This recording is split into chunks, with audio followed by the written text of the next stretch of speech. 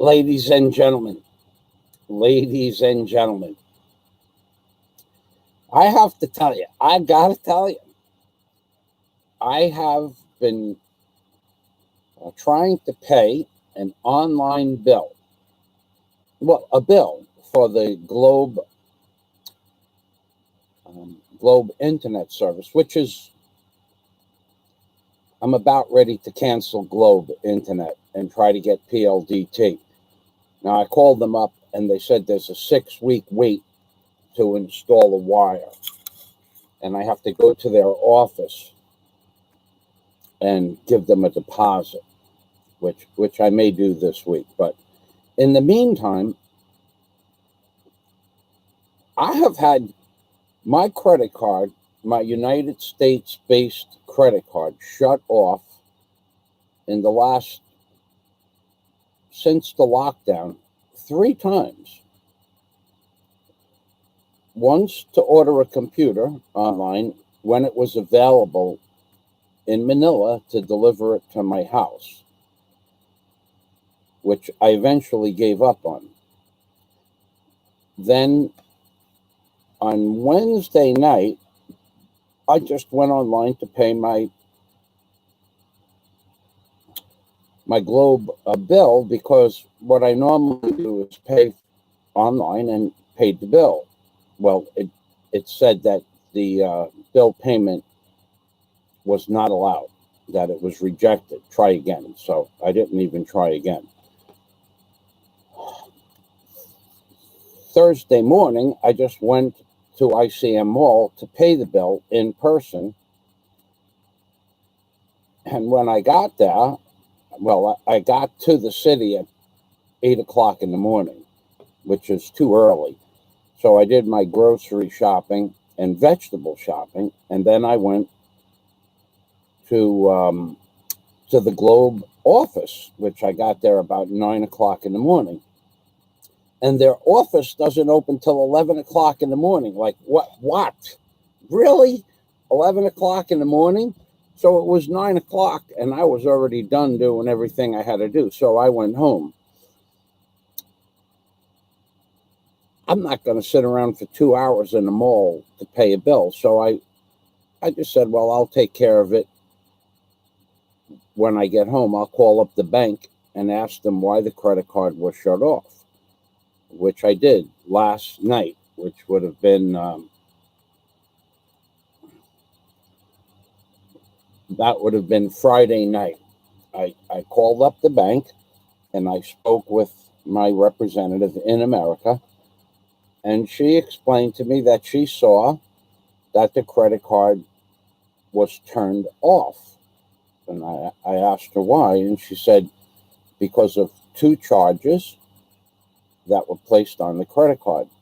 Now, I got a mail just an hour before I called up the bank, and I had to wait till 10 o'clock at night to call my bank in America at 9 a.m. And it said, you have made 2 charges, which we have turned off your credit card temporarily. Please choose one of the following. And one of the items reads, I'll read it to you. One of the items reads, as part of our commitment to protecting the security of your card, we continuously monitor for possible fraudulent activity. We need to verify that you or someone authorized the use of your card and attempted the following transactions. So there are 3 transactions, although I only tried 2. One of them is a Globe bill pay. Then another charge for 0, and that goes under the heading of Google temporary hold. Apparently that's some sort of tag they put on when you try to make a bill payment, maybe to Globe, I don't know, but that's what the bank said. Then the other one is Tagbilaran ICM Mall, and the charge for the Globe was should have been $80, 4,000 pesos or thereabouts. And That is the correct charge. And the charge to remove money from my American account was $208.58. So I wanted $200 from the ATM machine, and they were charging $8.58 for a credit card withdrawal, which is a legitimate. I requested the money, and I know that I have to pay $5, but now the cost of using your credit card in the Philippines to remove money at that machine was $8.58. That's ridiculous. So what I'll do is I'll simply take a check out of my checkbook. This will piss you off. If nothing else I say will piss you off, this will piss you off. So if I take a check, and I have checks here, from my American bank account and deposit it into my Philippines bank account, it takes, with the Christmas holidays, it takes 30 business days. Weekends don't count, and holidays don't count. So in theory, if I take whatever I take, doesn't matter, 1,000 or 2,000, 3,000, whatever I take out of my American bank account, I'm going to have to wait approximately 45 days for that check to clear. But it could be longer. So I did this once before. It was 47 days. And now with the Christmas holidays, it could be as much as 60 days to wait for my check to clear. However, when I wrote the bank the check and called up my bank just like 3 days later to see if they got permission or the check that I wrote out, if they were going to, it was okay, and they said, yeah. So the money was removed from my account and disappeared completely from my bank and from my Philippines bank for 47 days. For the 3 days that I waited to call my bank, the money was taken out that same day that the bank deposited the check in my Philippines account. So 46 days, the money disappeared. And no matter who I called, America or my Philippines bank, they couldn't find out where the money was. So the money was withdrawn from my American account immediately, and then 47 days later, it appeared in my Philippines bank account. Where did the money go? Who was collecting interest on the money? Why did it disappear for 47 days? Legitimate check, legitimate bank accounts. Why did it do that? So basically what I'm saying is that the banking system and the way they have the computers set up in the Philippines is not so easy to use. Sweet Skate Vlogs, good morning. How are you, sweetheart? Please. We have a troll here. Yeah, just, Sweet Cakes, you have the wrench. You're allowed to block people if you don't like them. It's up to you. So, I don't know you, Pierce, Leo, Summer. So you're just sitting here. You just came here to troll my channel. We're going to talk about trolls in a minute. Deceptive bloggers, lying bloggers. We're going to do all of that in just a few minutes. So digressing back, if you leave another comment. Yeah, okay, you're not a troll. That's what all trolls say. That's your last comment. Unless I go to your channel. Thank you, Sweet Cakes. Thank you, Jack Thompson. Thank you. That was your last. Told you that was your last comment. Was that a psychic? Was that a psychic experience I just had, or was it God? So bye bye, Pierce. Have a nice day. Happy Thanksgiving, by the way. I never saw you before. I don't know who you are. Anyway, so what I'm saying is that Last night, I called up my United States bank, who I've been dealing with now probably 15 years. And I know every representative by first and last name. And when I spoke with one of the more prominent representatives, manager of the bank, she said, hello, how are you? How's the Philippines? Blah, blah, blah. We had some minor conversation. And I said, can you check on my bank credit card? And she asked me which one. And I gave her the number for the one that I was using. I have several. So she said, yes, we see that was turned off due to a possible fraudulent charge. So I said, okay. I read her the email. She said, just click in the email. It has two options. All these charges were made from myself or from the cardholder. That's the one I pressed. The other option was, these are not my charges. I should add that when I was in the banks here in the Philippines are for, we used to use an expression in New York, for shit, S-H-I-T. They are for shit. The fact that I have to wait 47 days for a check to clear, that's nonsense. But I want to add one more factoid that happened to me last January of 2019. So what I wanted to do was go into my Philippines bank in Cebu and use and take out, I wanted to take out, I think it was 90,000, yeah, 90,000 pesos. And the woman asked me for identification at the bank, at my bank, name in Cebu. And what I gave her for identification was my Philippines driver's license.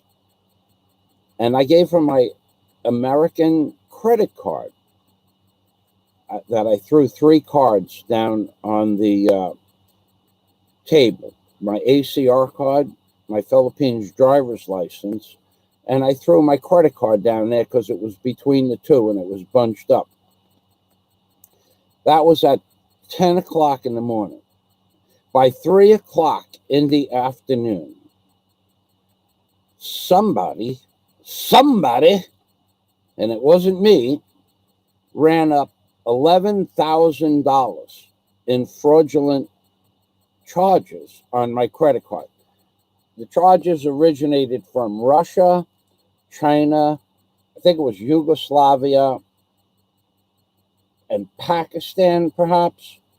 All the charges occurred in like a 10 or 15 minute window at 3 o'clock in the afternoon, which none of them were mine because I have no business in Russia or China. And that shut my credit card down. So what happened? Now, I hadn't used my credit card for I don't know how long, month, 2 months. I don't use it every day. So I get a notice that my credit card was shut down, and I called up the bank back in what might have been January of 2019. And I said, what's up with this? And she explained to me, then she read the charges from the fraudulent charges, about $11,000 from 4 different countries, all occurred within like a 12-minute period. So I said, no, those are not my charges. They were denied immediately because I have the way the account is set up, you give the bank the country that you're going to be using the credit card in before you go to that country. This way, when they see a charge from the Philippines, they okay it, which they didn't do yesterday or 2 days ago. So I'm going to say it right out loud that when I gave that woman my credit card, my ACR card, and my driver's license, she walked away from the counter with that credit card and went not behind not into another room, but behind a wall where I could not see her. She said she had to use a different computer. So apparently, somehow that number, my credit card number, and the 3-digit code on the back was copied, and it was used at 3 o'clock, running up $11,000 in charges. So if you think that you're going to come into the Philippines and use your American bank account, credit card, even though you have a specific note attached to your credit card that you're going to use it in the Philippines, even I had that, even the bank representative turned my credit card back on, even after I posted the mail saying those were my legitimate charges, even after she said you can now use your credit card. Well, it was late because it was well after 10 o'clock here, and I went to sleep early. So yesterday when I went to the mall, or last night before I went to sleep, I tried to use my credit card again, and it shut the card off. So now they're closed until Monday. It makes no difference. The money wasn't necessary. I just was starting to move money from one bank account to another.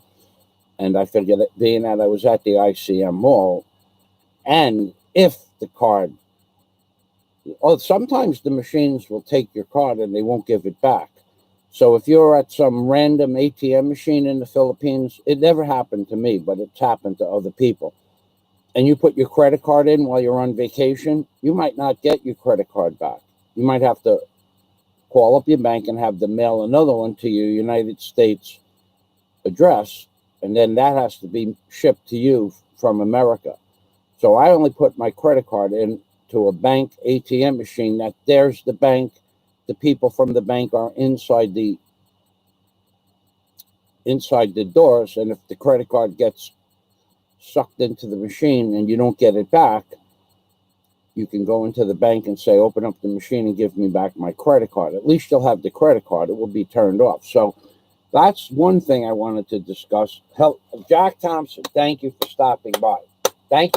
Jack is already working on the holiday weekend. Thank you for stopping by. I hope you got my messages. I wanted to wish you a happy Thanksgiving. I know that you're not able to come to the phone. I did mention that, but thanks for stopping by today, Jack. So my suggestion is, if you're going to go on vacation and put your credit card in some random ATM machine that may just take your credit card, then you'll have to order another credit card from your bank to your USA address. Then they'll have to get the credit card and ship it to you. That could take 8 or 12 weeks. It all depends, and I don't know how the shipping is now. So I wouldn't suggest it. But I can't believe that they wanted to charge on the $200 ATM withdrawal $8.58. That's a lot of money. I'll actually copy it for you. I'm not going to give you the whole identification.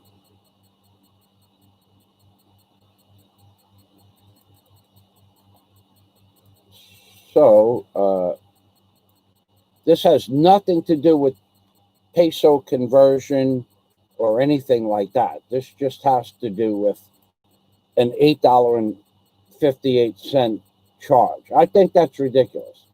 So there's the charge right there. So I wanted 200. Now, another thing that upsets me a lot is that $200 is not a lot of money. And to charge you $8.58 to make one bank withdrawal, maybe that would be reasonable if they allowed you to take $1,000 out of the bank at a time. Then it's a small percentage. But $8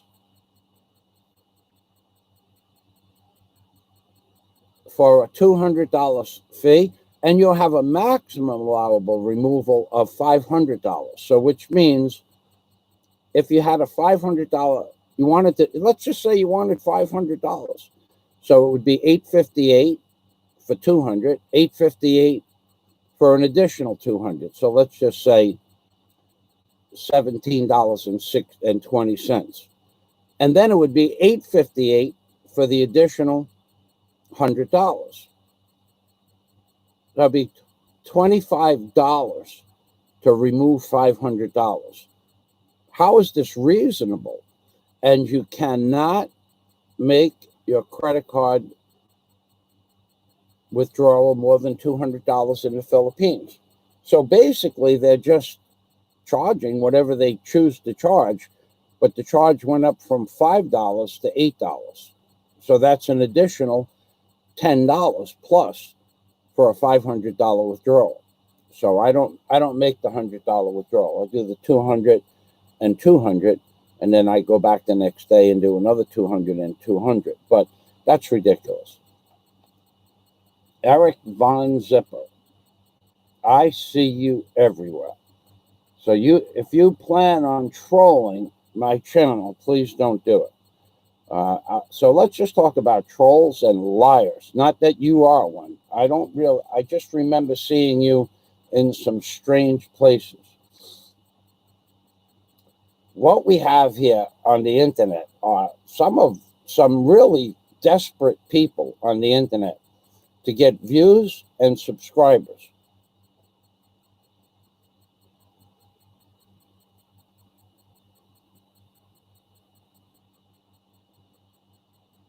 And what has happened in the last week is that we have had outright blatant lies by two different, what I'll call deceptive so-called bloggers. Neither are either of the above.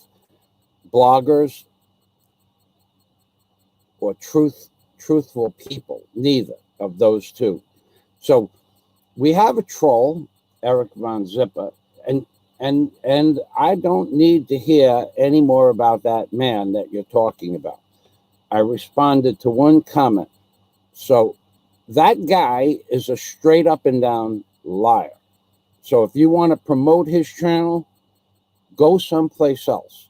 Or what you should do, Eric Von Zipper, is start your own channel and praise your idol. Because you're about ready to get shit canned just for mentioning his name on my channel. And if you think that you're going to cause some sort of flux between Jack and I, Jack's free to go anywhere he wants. He's my friend. I know that for a fact, Jack Thompson would never betray our friendship. So if he went to another person's channel, it was to correct the person on their lies, half-truths, and falsehoods. I can be sure of that without even going to watch the video. Now, so we have a deceptive vlogger who lies, lies through his teeth. That said, Fazio, he, quote, he doesn't go diving. And if he does go diving, he dives in 4 feet of water. So what I did, welcome, Paul. Thank you for stopping by. If he does go diving, he goes diving in 4 feet of water. So that's total bullshit. So if someone says he, Fazio, in quotes, doesn't go diving, and if he, Fazio, goes diving, it's in 4 feet of water. Even though I have 100 videos of deep dives and dives more than 60 feet in my YouTube vault, even though I have those and I post them occasionally of what, quote, real men do for fun. And then you'll see a video of me where I posted yesterday called Scuba Diving in Palawan, whereas in the video, I'm in 115 feet of water. I think that maxed out where my depth gauge was. The boat starts at 33 meters. the deck of the boat. So I could have been down 120 feet, but I think I remember 115 feet, where we did a penetration into a Japanese warship. So the whole thing is documented in video format from myself and Christina, the dive master in Palawan, from MDI Dives, which is a great dive center, and us on the deck of the dive boat and putting our gear on.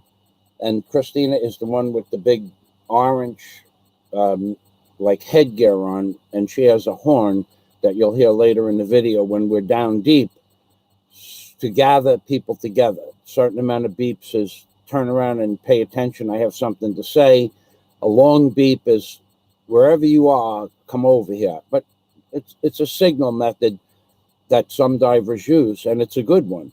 So here I am on the deck of the boat in my dive gear, on a dive boat with 8 or 10 other divers, putting on my gear. I go in the water, I hit the descent line and ascent line. I hit the line. We all gather on the line at about 10 meters, 30 feet. She checks to make sure all the divers are on the line, and we descend down to 115 feet. And then we do an actual penetration into an actual Japanese warship that was sunk during World War II. And in the video, and you're going to see the guns, the big guns, multiple barrel guns. And in that video, I think it was that video, I have about 24 videos of that week of diving. There are shells about this long from those guns. It could be that the shells were inside when we did the penetration.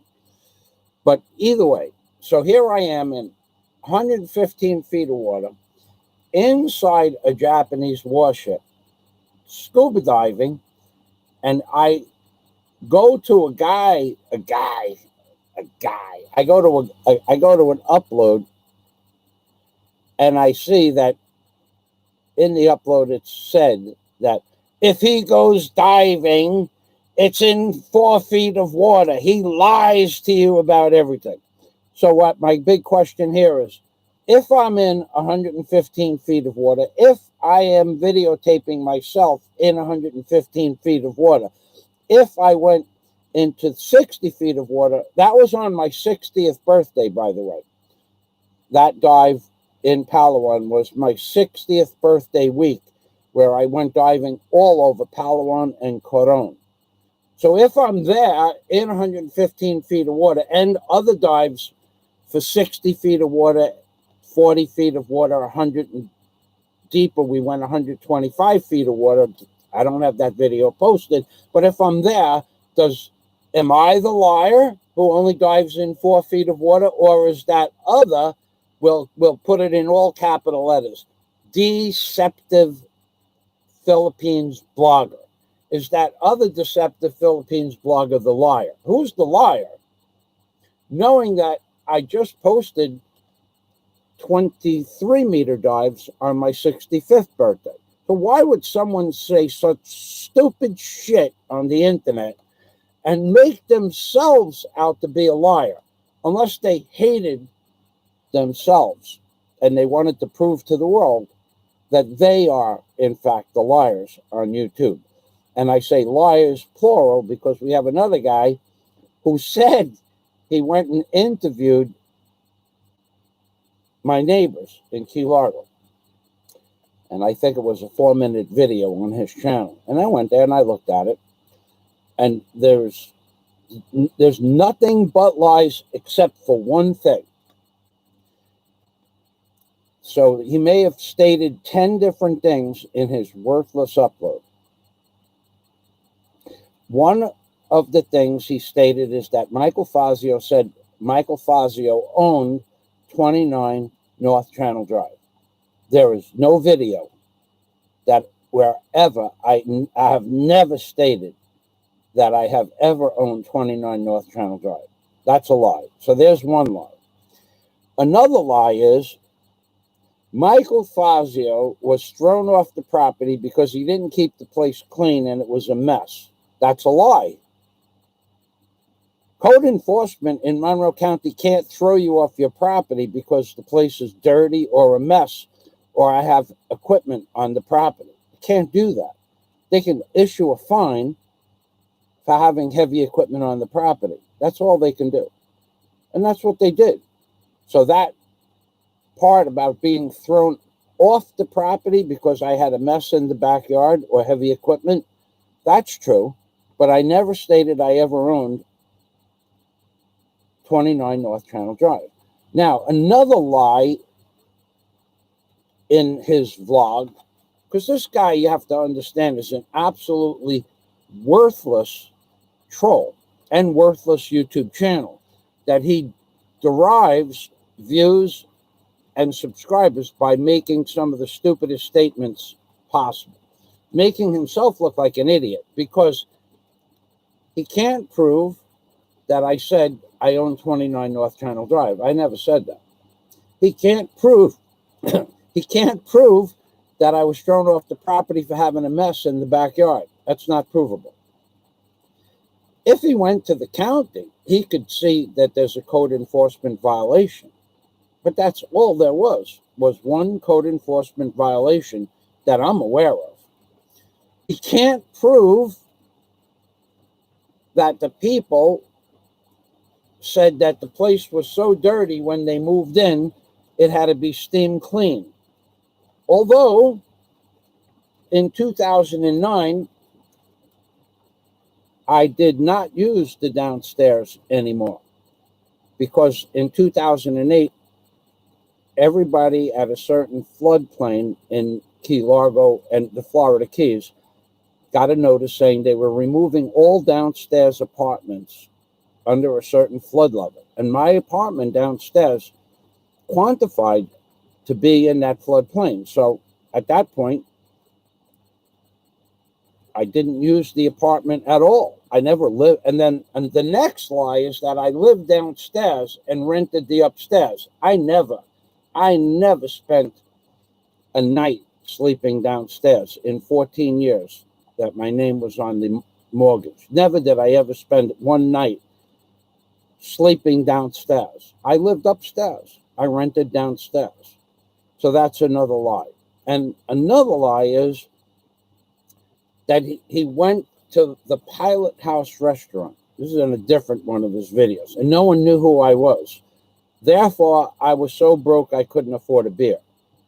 The truth is that sometimes I go 10 years without having a drink. And that was one of those times. But if I do, I like to have a cold Heineken on the 4th of July or New Year's. So the Pilot House restaurant, being 300 feet from my house, was a very nice restaurant. And occasionally I had dinner there, but I was not a normal, regular guest. So for him to ask some new manager if Michael Fazio ever went to the Pilot House, and that man did not know who I was or my name, and then to say I was so broke I couldn't afford a meal there, this is what trolls do. And this particular troll is a piece of work who cannot differentiate the truth from the lies.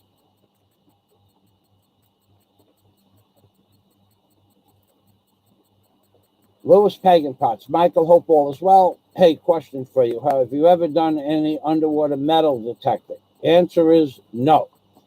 Do you think you may be successful in any area in the Philippines? Don't divulge spots. No. I don't know of any shipwrecks with gold in the Philippines. I've never heard of them, but I wouldn't do that anyway. I had a perfect location in Key Largo to do wreck diving and metal searching. And I went out with the guy who sold me my 23-foot Anna Capri, Bill.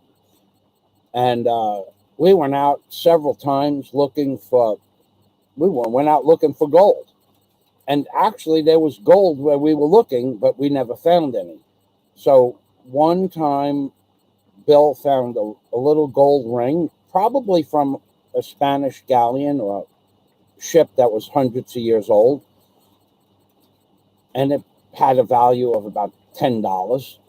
But we spent countless hours looking for gold. So no, I would never do any of that. All right, I see we have a storm outside. It is coming down like cats and dogs.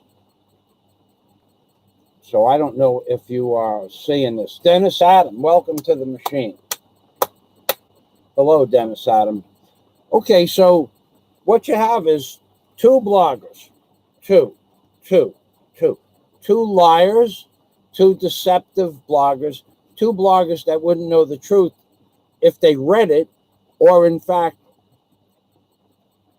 when I posted a video of me in 115 feet of water, which is just one of about 25, about 7 I have public, more than 60 feet.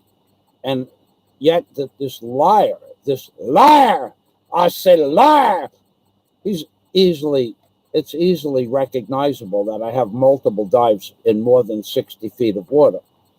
So why would he lie about something like that? There's definitely a disconnect inside his head. He will say anything to make me look like a fool or a liar, when in fact me posting scuba diving in Palawan in 115 feet of water makes... I would ask you this: am I the liar or is he the liar? Especially after I just posted my 65th birthday videos in 60 feet of water. We know the answer to that question, but if you like to answer it, be my guest. And this is what he does constantly to everybody. In that same video, this was a classic video. This was a classic one of his classic fucking videos, which will probably bring the Girl Scouts to his front door. One of them. The Girl Scouts will probably come and question him. In case you're not paying attention, or the Girl Scouts can't do anything. Oh, wait, I called the Girl Scouts. Oh, I can't call the Girl Scouts. I don't have the telephone number to the Girl Scouts.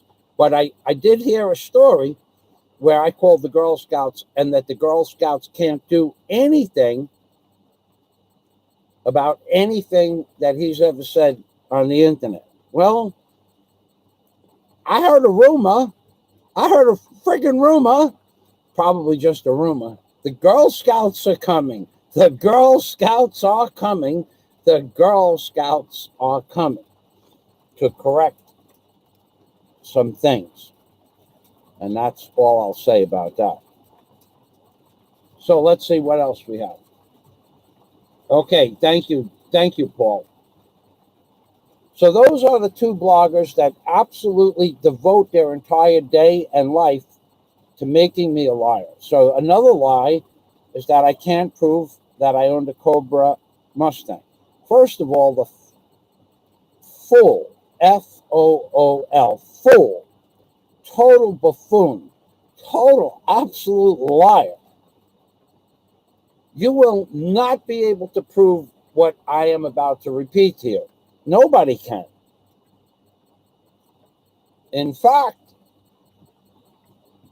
it's a lie, another blatant lie. Where, in what video, in what live stream did I ever say I owned a GT Cobra Mustang? And the answer is 0. I have never said I owned a GT Cobra Mustang. First and foremost, which makes him a blatant outright fool and a liar, is without looking it up, I don't think that a GT Cobra Mustang exists. Second, I never owned a GT Cobra Mustang. Third, I never said I owned a GT Cobra Mustang. Never. Because I didn't. I owned a Cobra SVT Mustang. Cobra S as in Sierra, special, V as in Victor, vehicle, T as in Tango, team. Cobra Special Vehicle Team Mustang. That's what I own. I bought it in 2006 with 6.5 miles from the factory or from a dealership in Ohio. So the man is a blatant, outright liar. Why he does this, I don't know. But he thinks he can demand something from me in regards to proof, whereas my response has always been, I will wager you 10,000 US dollars. 10,000. Make no bones about it. It won't be 9,000. It'll be 10,000. At which point, I will show proof that I own a Formula SR311 Ocean Racer and a Cobra SVT Mustang and the house in Key Largo and a heavy equipment company. So when the $10,000 challenge was posted, apparently these liars, they backed down. So if I'm being inundated by trolls, and I am, and I don't care, but if you're going to spam up my videos with comments which basically make you the fat one's personal advertising agency, I'm not going to allow that. I don't have to allow it, and I just spammed your comments. You're not going to come on my channel and post multiple spammed comments all over my current videos or my old videos. I won't allow that. What I suggest you do, one guy has no subscribers. That's just a total troll. The other guy has 50 subscribers. I'm not sure if he's a troll or not, but I blocked him and then I unblocked him because I found other comments that were quite normal on my channel. But why are you spamming up my channel with FSV's comments? I don't understand that. One comment I will see, 2 comments I will see, 3 I will see, 4 I will see, 5 I will see, but there's no reason to do it any more than one time unless you want to become FSV's personal advertising agency, at which point I suggest you make a video on your channel and post it.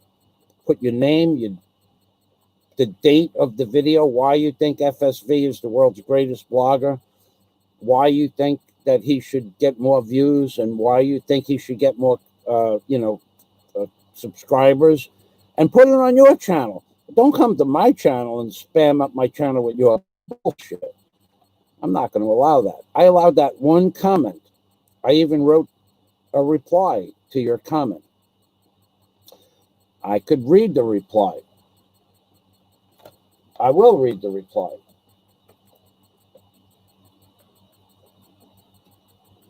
All right, so I have the reply right here. Okay, so here is the reply to the guy that spammed up my channel last night while I was sleeping, I might add. In his comment, it said something, FSV has gone to visit your neighbors in Key Largo and made a scathing review. Any comment? ? So I wrote, where is any proof of anything he said in that video that this is true? And then I put in quotation marks. In fact, nothing he said was true, except I did have one code violation for having heavy equipment on my property. And seeing that you have become his personal advertising manager and spamming up my videos with this same comment, I will leave it on this video and delete all others. And you are now blocked from making comments on my channel. So here is part of my reply. And there it is, right there.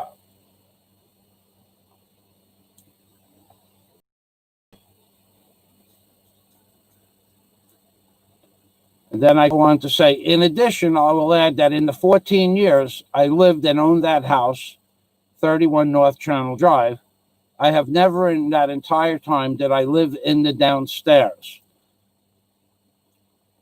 And I also never in any video say that I own 29 North Channel Drive. So that in and of itself makes SFV a total liar in regards to his upload, and what he said was true and was in fact not true. And then my reply goes on. I explained to you about how Monroe County condemned all downstairs enclosures at a certain flood level. The house was not foreclosed on due to code violations. That's not even possible. I legally relinquished the house to the mortgage company in 2011 or 12 during the destruction of the economy done under the hands of Obama's legacy. I stayed there for 3 years at the request of the mortgage company so that I wouldn't abandon the house. FSV is a liar and a troll to make a name for himself by using other bloggers as a springboard for his worthless diatribe. One last thing. Even if the neighbors said whatever they felt was true, you are a bigger fool to believe third-party hearsay from any source. Then I go on to congratulate this spammer, and there you have your name in lights on my channel for the first and last time. You are now blocked, but I will allow this cunt to stay posted. I allowed one of the 5. So you can read it while you service FSV's ego, lies, as he does with everyone he posts about. Let him provide proof of what he says, which he cannot. FSV is only trying to have me do a live stream with his name in it so he can build up his channel. We all know that. It is why he posts such diatribes, because he has no valid content of his own, which makes you a bigger fool than he is for believing his worthless commentary. Okay, so I responded. You asked for a comment on FSV's lies, deceits, and half-truths. And the commenter's name was Vins, V-I-N-S, Vins Webb, who has 50 subscribers. So was Vins Webb promoting FSC's channel? I'm not sure. Was he promoting his own channel to get his name in lights? I don't know. But here's my suggestion to you, Vins Webb. Make a video promoting FSV. Either put your face in the video or not, and put it on your channel as one of somebody that agrees FSV. If you're a troll, then you're a troll. If, as I've seen in other comments, you've given me some recognition for my commentary on Trump destroying the cruise ship line industry, I don't know that you came to my channel and gave me recognition for what I posted as being true, or you were setting me up to be a troll. I don't know which one it was. I would hope that it was the first, but could be the latter. That's what trolls do. Professional troll will always buddy you up first. So that's my commentary, and then I have the notes about the Philippines online credit card payments using a credit card online perm and $8.58 service fee to take $200 out of the bank. That's ridiculous. So what I'll do is I'll just write them a check and wait 47 days for my money to come from America. What can I do? I'm not going to. If I write a check out to transfer $3,000, that's 15 times 850. So that's 80 and 40s, 120 and 7. That's $127.50. A little bit more. I'm not going to give. That's $127.50 in withdrawal fees to take $3,000 out of the bank. So if I write a check, it's free. But I want to make one more thing clear about the Philippines banking industry. They got you by the short hairs here. So if you start a bank account, which is 4 hours of paperwork to start a bank account in the Philippines, 4 hours, 4 hours. If you write a check before you have an account, legitimate account, for 6 months, they charge you a $60 service fee to cash that check, to deposit that check. And you still have to wait 30 to 45 days. That's ridiculous. Thank you, Sweet Skate. Thank you, Princess Anne. Well, yeah, okay, Alexander, if you want the answer to where is Daisy, post $100 in Super Chat, and then I'll give you the answer. I will tell you exactly where Daisy is. So you can do that if you like. I knew you were a piece of garbage the first time I saw you post, but let's prove that you're not a piece of garbage.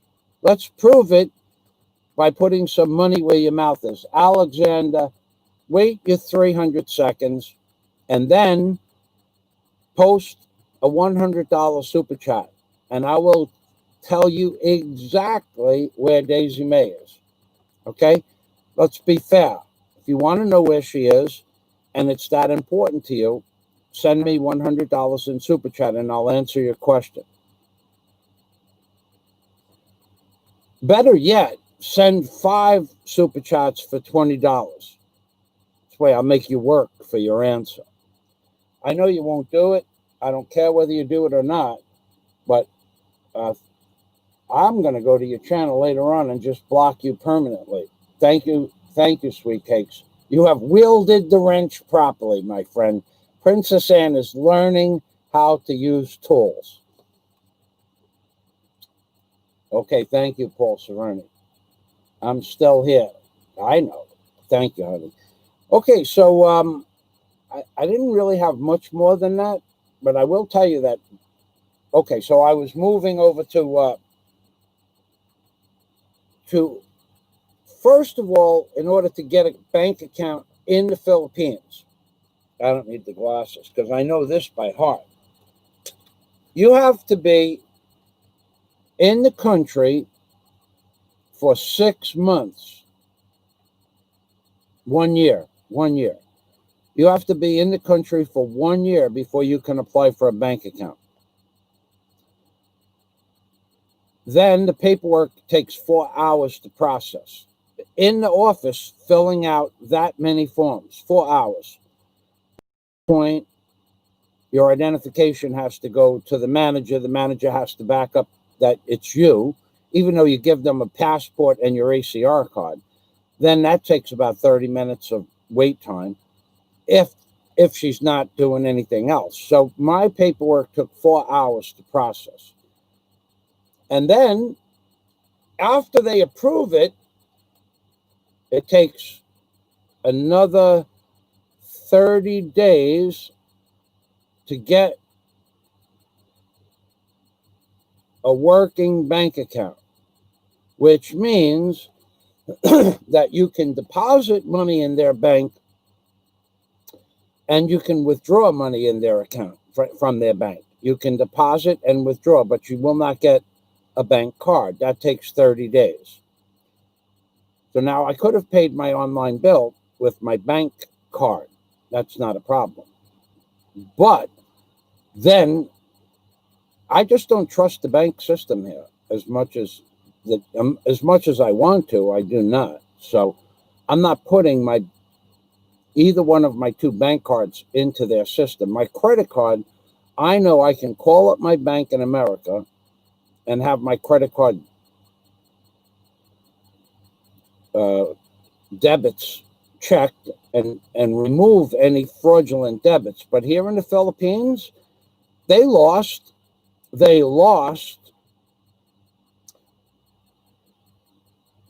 a $3,000 check for 47 days. And no matter who I spoke with, they couldn't find it. Then eventually it appeared in my account. But it's just not reasonable. So I think I'm done paying $8.58 to remove money. I'll just go to the bank on Monday and give them a check, and I'll wait 47 days. And I'll save $127.50 in service fees. And then the credit card company doesn't get the service fees. The bank ATM machine doesn't get the service fees, and that money goes into my pocket. This is ridiculous, the system they have here. It's ridiculous that Globe, there is another option. You can get online and talk to a Globe technician who you don't know where they are or what country they're in, and give them directly your credit card number and the CSV code on the back. That would be something I would never do. You don't know who you're giving the number to, and you don't know how they're going to use those numbers. So don't do that. So let's go back to the chat window. I think Alex should be ready to come back in. Yeah, he's back. He's laughing. Well, okay, you can laugh, but I mean, if you want an answer to your question, I think it's reasonable. Because not only would I be servicing your need to know where Daisy is, I would be servicing the needs of so many other people here on YouTube. So basically, Alex, by denying me the $100 service fee I want to charge to give you that information, basically everybody else that wants that information can now be upset with Alex, because Alex is a troll. We have no doubt about that. Anybody else? And I don't care whether you give me the money or not, because what you want to know, you didn't get. But if you need, like when you go to the store and you put tuna fish on the counter, do you pay for the tuna fish? Of course you do. Well, if you want answers from Michael Fazio, I think it's reasonable, considering how many times I've been asked that question, considering how many times I've given away the information for free. I think it's reasonable that you pay, and the payment would be $100 and $20 super chats. And if you don't want to do that, that's up to you. And that will be your last comment that you ever make on my page.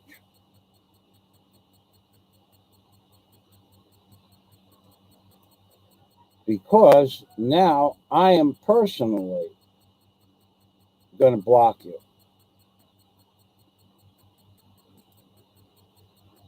And it doesn't appear that I can do that at this time. The internet is very slow here today.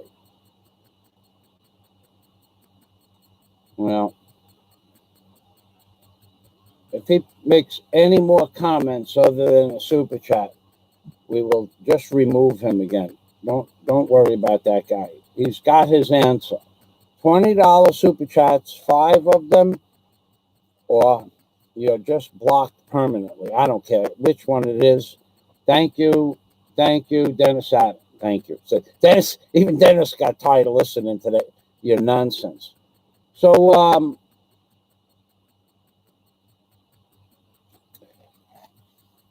I'll tell you what the internet costs here and the garbage service that you get. So what you're seeing on my screen is nothing. I am not getting a signal. My window breaks up into multiple pieces. It's just flashing all over the place. And that happens to me on almost every live stream. We pay 1,200 pesos, $12.99, 1,300 pesos for a service that basically sucks from Globe. If you call them up, if you get a technician here, which needs to come back, apparently they need to send another technician here.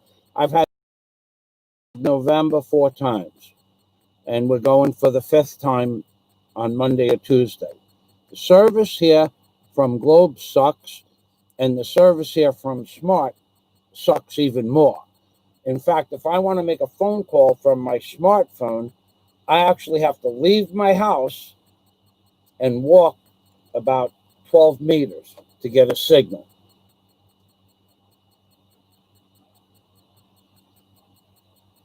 Lines in and out. Well, my lines are constant. Well, anyway, you know what I'm going to do? I think I'll end the live stream. And oh, wait for it.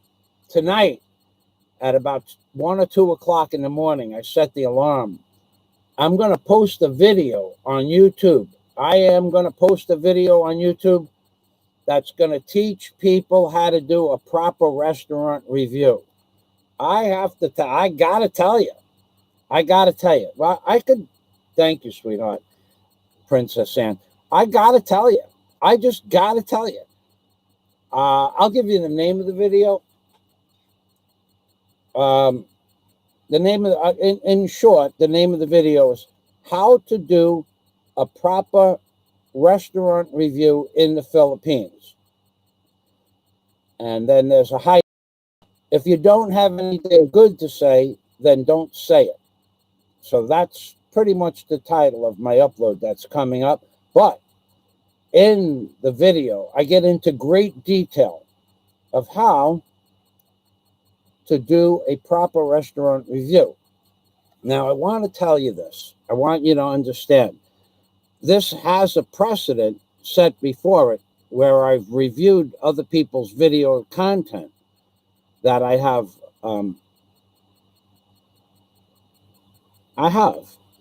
It's been sent to me. I had it before it was sent to me. But I have some video content, and we won't mention any names here, of some restaurant reviews that were done. And they were truly scathing. They were truly scathing restaurant reviews. Oh my God, the stuff that was said against the owners, plural, of several local restaurants in the Philippines probably sent them through the roof, emotionally, mentally, and business-wise. From a blogger, a blogger, I use that word loosely, a blogger, that I'm a blogger, that's what I blog. So he believes himself to be a blogger. It is, in fact, a man. Well, depends on your definition of a man. So this blogger, holy crap, the stuff he said about multiple restaurants. And then, while he was making the review, he implied that he was going to continue to make other restaurant reviews, and it was going to be part of his forte. That was going to be part of his blogging expertise and extravaganzas on where he lives. So what happened? I don't know. I don't know what happened to his restaurant reviews, but I do know that after I watched a few of them, they apparently disappeared, and no further blogs were ever made of any restaurant, or for that matter, no further blogs were made from any public place. So I do kind of mention this in my new upload, that if you make a scathing review of any business in your locale where you live, you would probably become an outcast in the community. That's a fact. You're not going to go down the block and eat at the restaurant on the corner of your house or wherever you live and tell people that I would never, ever. You're not going to get away with that. You're not going to get away. They're going to tell you, just don't come back into my restaurant if you don't like the food. That's what they're going to do. But there would be additional consequences. You won't be able to go probably in anybody's restaurant locally. So In my 3-minute and 20-second upload, I explain, if you're going to make a restaurant review, make it a grade A top plug for the restaurant, which I did on 2 occasions. Now, and the owner of the restaurant liked my videos so much that they posted them on their private websites and other places and sent me a personal message saying thank you. And I did this of my own accord. I have been accused of doing this so that I would get free food. That never happened. In fact, the truth of that is I never expected to get free food from that restaurant at that time for that reason. Because I already understand that during this economy, no one is going to give you a discount on your food. No matter how much you help their business, you should understand all businesses in the Philippines are failing. They don't have the resources to give somebody a free calzone or a free piece of pizza or a free pizza pie.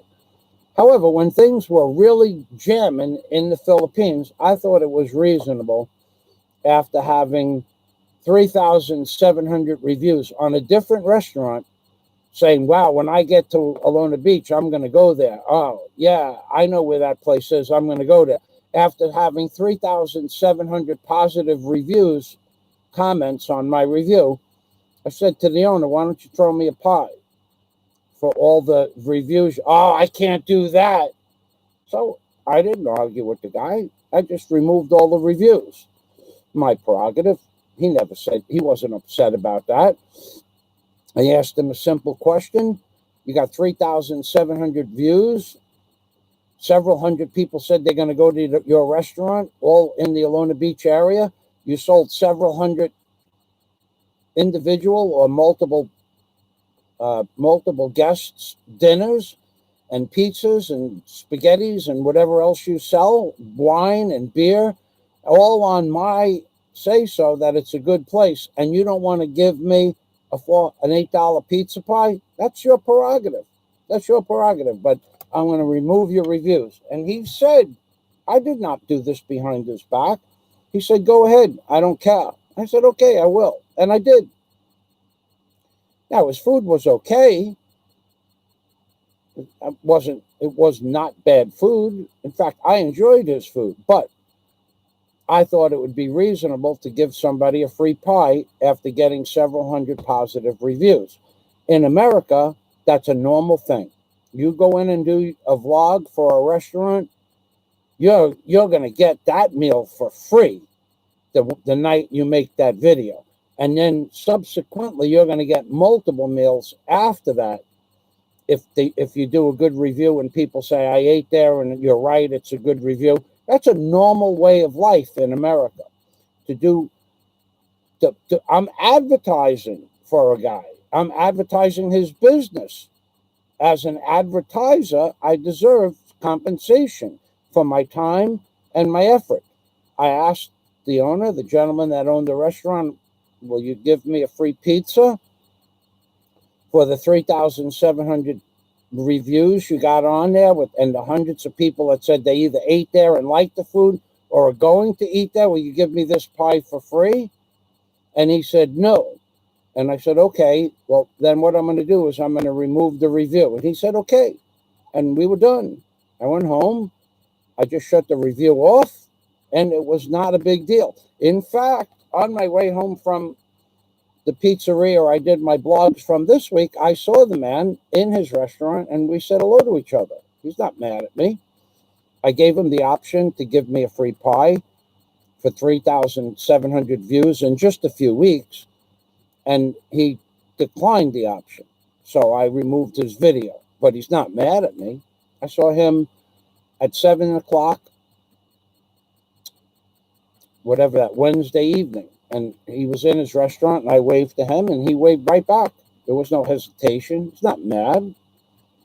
He doesn't have to give me a free pie, and I don't have to advertise his restaurant.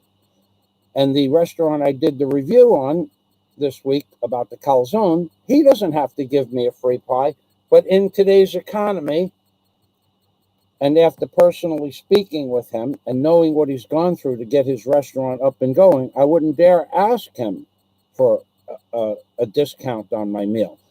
I don't know that he's able to pay his bills with the few people that were in the restaurant that night. I don't know if it covered his overhead costs, even though his food is excellent, even though his service is excellent, even though his restaurant is immaculate, even though he is the most courteous host and owner of a restaurant that I've been in the Philippines, bar none. He's struggling to make a living. I would not ask him for something for free. So that's another lie that I just disposed of, that someone said, how to get a free calzone. Just go in and make a video and you can expect to get a free calzone. That's a lie. And in fact, what I suggest you do is call the telephone number at the top of the video. Call that number, ask for one of the three girls is named Princess Sarah, or the owner who calls himself Gigi, G-I-G-I. Call up the restaurant around 6 o'clock at night. The owner is typically there, and ask him if I requested a discount on my meal. Go ahead and do that. Ask the girls if I ever requested a discount on any of the meals I ordered. It didn't happen, because what I see is a great restaurant, but what I see is not enough business to pay his bills. So I'm more than happy to help him any way I can. Guy's got a great personality. He spent his life saving, setting up a restaurant in the Philippines. And because of this economy, he opened his restaurant in May, and he's had a hard time paying his bills. Why would I ask him for a discount?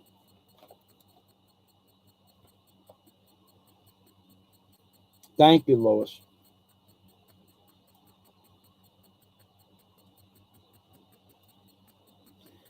Louis said, every show has an understatement, the best comment, the most truthful comment. And Louis Pagan Ponce, a long-term subscriber, has all three.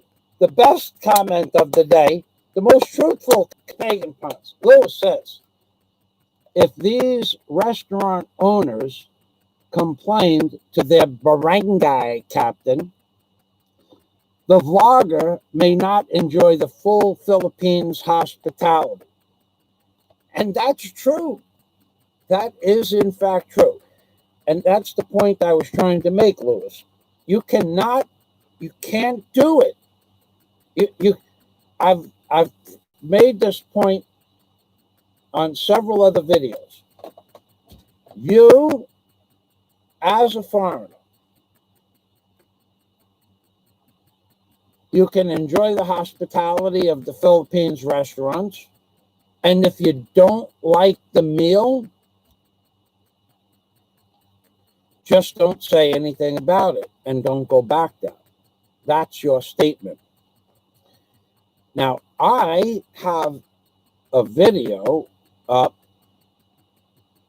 or had it up, from 2014.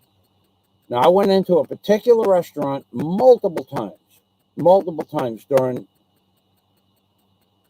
the first summer I was in the Philippines at this location. And every meal was perfect. Every meal. And the restaurant is closed down now because of the pandemic. But so when I went from the summer till the Christmas vacation, every meal was perfect. And what the meal consisted of, it was a fried chicken. And the fried chicken was perfectly cooked every time. It was 5 pieces of fried chicken, perfectly cooked, perfectly breaded, absolute stunning flavor.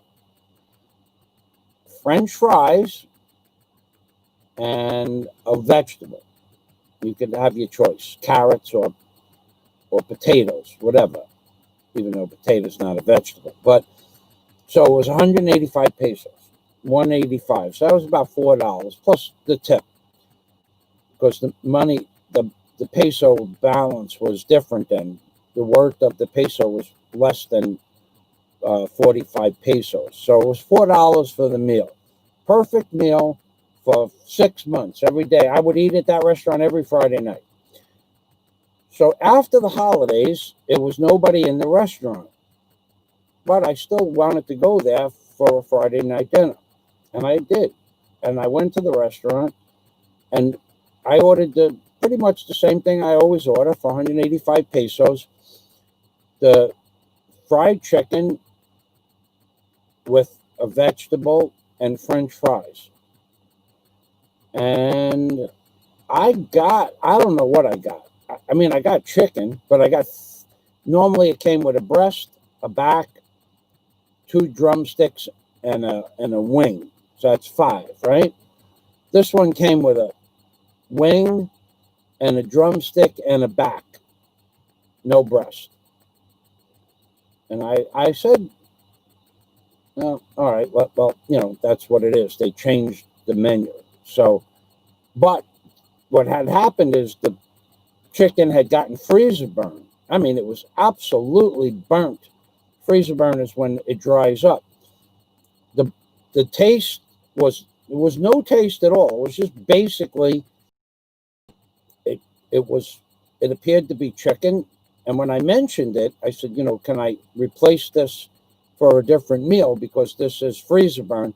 She said, of course you can, Sir Michael, but we'll have to charge you for this meal anyway. At which point, I just packed up the meal and left. I left that tip and I left the restaurant. And that was in 2015, winter 2015. I did not go back there until 2019, 18. And when someone took us out to dinner, and that was the restaurant of their choice. And at that point, the food was excellent again. But that one meal that I said was off. It wasn't. I wasn't making it up. She knew the food wasn't right. No, she knew there was only 3 pieces and not 5. She knew it had freezer burn. So did the cook. Instead of coming out and saying, "Sir, we don't have any chicken, choose something else," they gave me what they had in the refrigerator. So did I make a scathing review? No. I just never went back into the restaurant. I gave them good reviews before that, and I never said anything negative about that meal. So, because you have to understand, if I did that, even though that restaurant's some distance from my house, everybody in Pang Lao would know about my restaurant review. You shouldn't do that shit. And if you do, Lucas Pagan Ponce, he had the answer. If you complain about a restaurant's meal and make a really arrogant, adamant, positive, this restaurant is this, that, and the other thing, in the negative, you're not going to be welcome back, not only in that restaurant, but in most restaurants. So don't do it. And that's my next video upload. If you don't have anything good to say about the restaurants in the Philippines, then don't say anything. Just pay your bill and leave.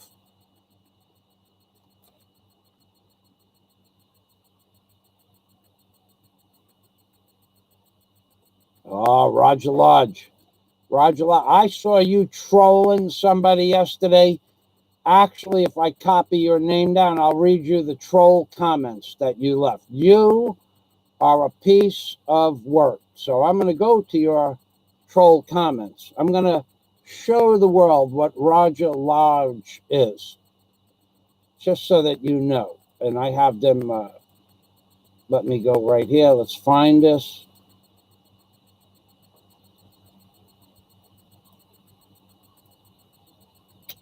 Where is that?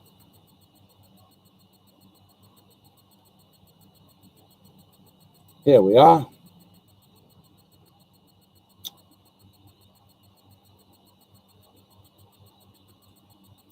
We have one.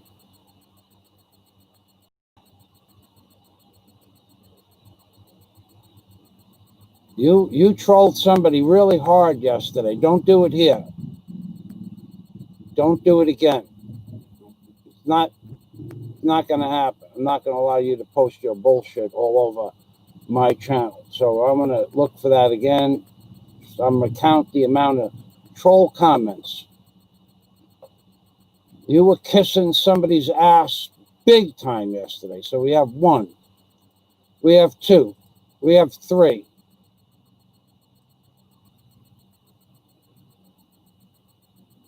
You are a piece of shit. Block this guy.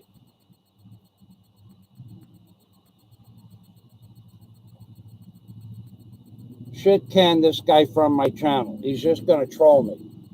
He was praising another worthless, absolute, straight up and down liar on another channel yesterday. Shit can Roger Lodge. Shit can him now. Thank you.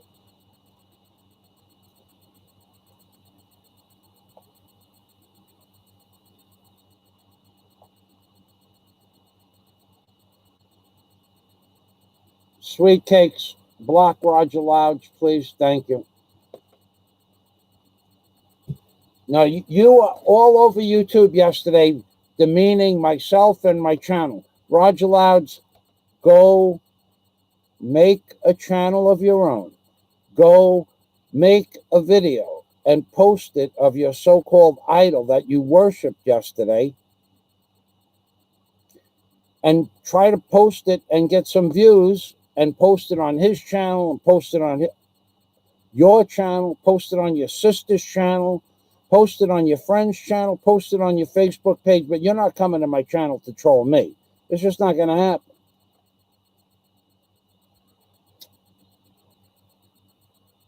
What a piece of... Boy, YouTube is a real... When it comes to trolls, and I am being trolled big time, don't talk about his comment. Only a Democrat doesn't like free speech. Roger, you are an absolutely worthless commenter. And if I go back and read your comments, which I will. Nah, I don't know that I will. We have 1, 2, 3, 4, 5, 6, 7, 8, 9, 10, 11, 12, 13. And that's just on this one page. You're a piece of YouTube troll crap. That's what you are. Somebody should have troll sprayed you yesterday. But you were... I heard you refer to someone as crying themselves to sleep at night. Who was that? You're a piece of garbage, Roger. So what I suggest you do is go to your channel, upload a video, post your idol, put his face right there, his face right on your video. Make 10, make 12, make 20 little 1 or 2 minute videos and try to get some, get some traction for that piece of work that you were praising just yesterday, and demeaning me on his channel, and then you come to my channel and try to act like the innocent little blogger. You're just a worthless troll, Roger Lodge. Worthless. Worthless, I say. Worthless. Another comment. Let's pick out a good one.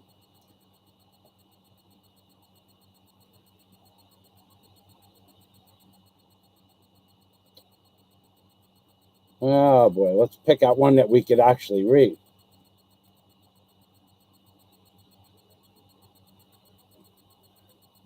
That is why you are known as the most valuable vlogger. You were kissing ass there, buddy. You were really kissing ass there.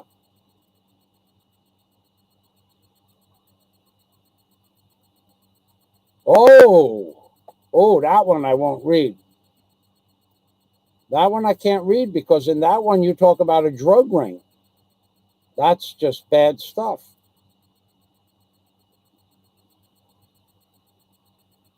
Wow. And then you're giving them medical advice. Amazing.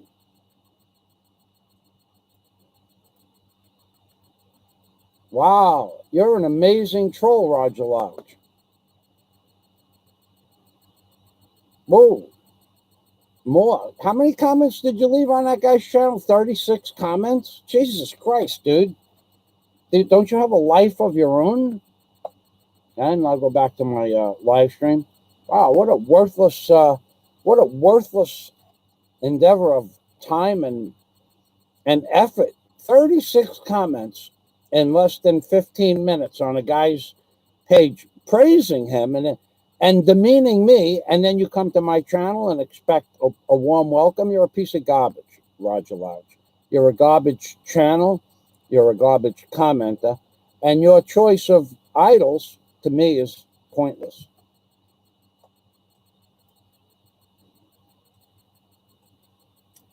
You know, that's a good point, Louis Pagan Ponce. That actually makes sense. I guess you could look at it from that point of view. Being that Roger Lodge has a worthless channel, if he has a channel at all, and never has any accomplishments that he could post on YouTube as praiseworthy, he has become a new troll during the COVID virus lockdown.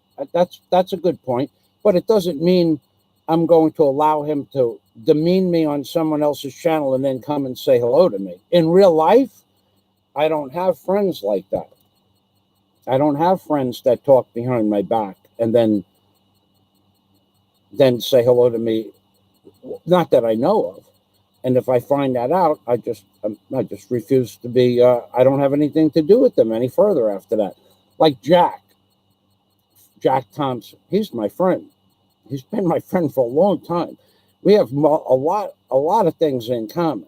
A lot of things. And we're both real men, by the way. Both of us are real men. Both of us actually go out and bid on construction jobs.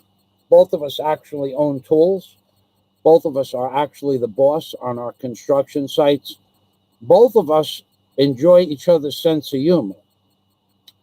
So somebody's saying in the beginning of this live stream that Jack Thompson, well, I saw you on FSV's live stream the other day.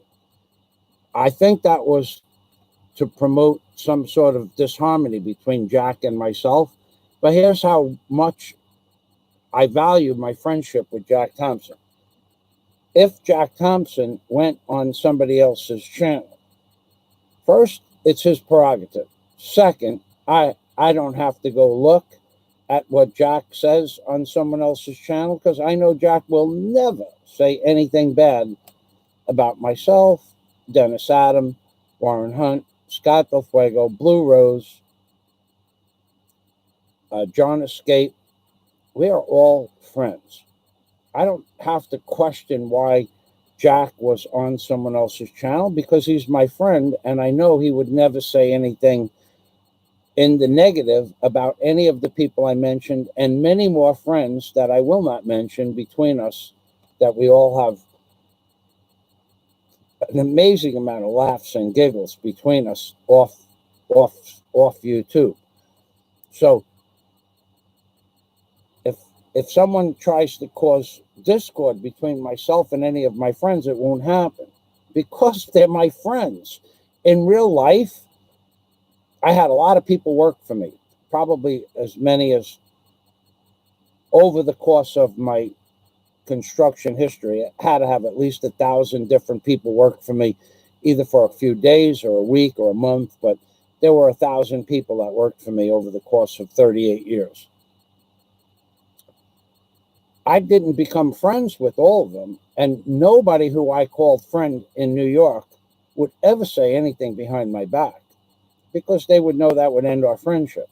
So I didn't have trolls for friends in real life, and I don't allow trolls on YouTube in real life, even though Lewis makes a good point that 90% of the population has nothing to do, so they have become trolls on YouTube. That's good. It gives them something to do. It gives them an outlet to do what it is that they like to do. But you can't be... Had he just gone and praised another blogger, that would be acceptable. That's his troll. He's trolling that guy. But he went to the other guy's channel and praised him 36 times in 15 minutes and then demeaned me in those 36 blogs or comments. So he praised the other guy, destroyed my reputation, and thinks he's coming on my channel to say hello. Ain't gonna happen. That's Sweet Cake Vlogs. Now, she's been my friend. It's going on like 4 years now. She's never said anything bad about any of our friends. And our friends, again, consist of people I won't mention, people I did mention, and many more. She just doesn't do that. She's not two-faced. As much as she is a legitimate, born and raised Filipina, and she has been my friend and sometimes my confidant, I would never expect Sweet Cakes to say anything negative about myself or our friends. And through our friends, we grew friendships that are on and off air and soon to be in person. As soon as this lockdown ends, I expect to meet at least 2, possibly 3 of the people that I've been online friends with. So that's what I'm looking forward to that. So thank you, Lewis. That's a good point of view. And had he just praised that one blogger, that would be okay. But in all of those comments, all I see is Fat Fazio and Fazio this and Fazio that. And you're the best, but you're the best, and you're the best. Hey, go start making videos. Grow a pair of boys. Grow them up. Even if you have to water them every day, grow a pair of boys, put up some videos, try to get some views, put it on your idol's channel, and see what happens. In the meantime, don't spam up my channel with your bullshit. I think that's reasonable. I did have something I wanted to talk about Trump with. Oh, yeah. Where is that Trump video? Twitter block Sidney Powell. No, that's not the one I want. Biden's cabinet of lobbyists. Okay. Okay, I'm going to just talk about Trump. Trump is such a liar. Such a liar. Come on over here, Trump. Come on over here. Trump, have you lied to the American people about so many things? Oh, yeah. Oh, yeah, Fazio. Mr. Fazio. Oh, yeah, Mr. Fazio. I'm a liar. So what was the biggest lie? Ooh, go want it in alphabetical order, or do you want it by the biggest lie? I don't know. Let's say, let's just start with the letter D as in Delta. Oh, yeah, I remember that one. I was going to drain the swamp. Drain the swamp. Did you drain the swamp, Mr. Trump? No. In fact, I'm feeding the swamps. I have swamp food. So give us a recent feeding of the swamp or the swamp monsters that you are now connected with. Woo! You want those in alphabetical order, or do you want them by order of importance? Let's go by order of importance. Okay, the latest swamp monster feeding is for Giuliani. Giuliani, he's now my friend. So, are you talking about Mayor Giuliani, the one that covered up the truth about 9/11? Yes, that's the one. That's the one. That's the one. The very same Giuliani that covered up the truth about 9/11. He's now my head lawyer. When you say head lawyer, you mean like in charge of what? Just in charge of fraudulent votes. So basically, you have one of the most sinister, backstabbing to the American people, liars and deceivers in regards to the truth about what happened on 9/11, Giuliani as your head lawyer. Is that true? That's right. You got to get the best. Whether they're the good or the bad best, you got to get the best. And Giuliani is the best. So you basically hired a traitor to the American people and to what all that is good and right, and that took place on September of 2001, and a murderous cabal that killed 2,965 Americans. And you basically have the mayor of New York, Giuliani, who covered it up. He's your head counsel. That's right. He got away with 9/11 bullshit. So let's give it another go. Okay, so we know who your number one progenitor is. Who's your second? Well, indirectly, that'd be Sidney Powell. Oh, that woman. I remember her record. She used to be the Attorney General. Am I right about that? That's right. She was the Attorney General. But after she was the Attorney General, didn't she represent the Enron oil scandal that swindled hundreds of billions of dollars from their investors?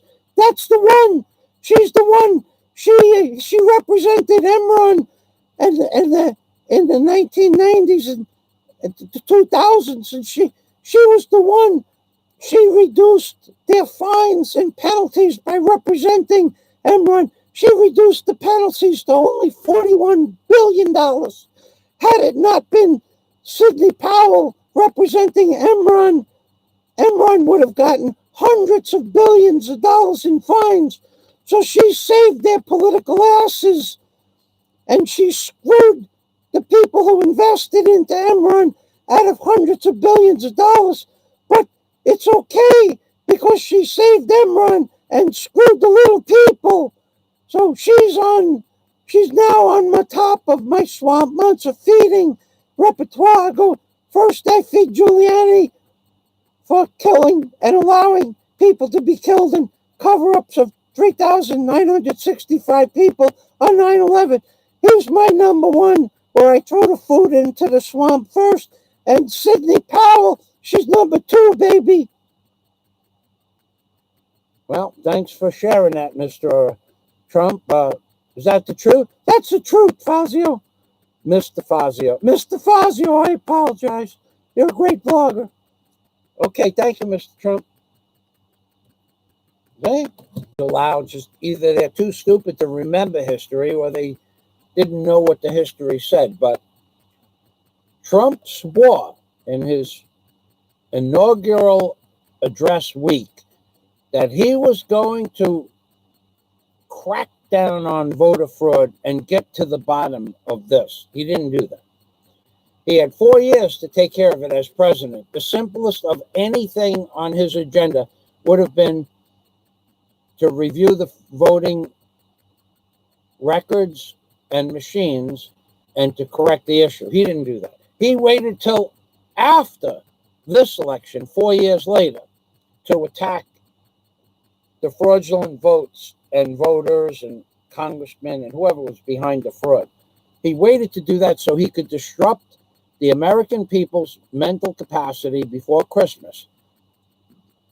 And during this time, help destroy the American economy, because that's his intention.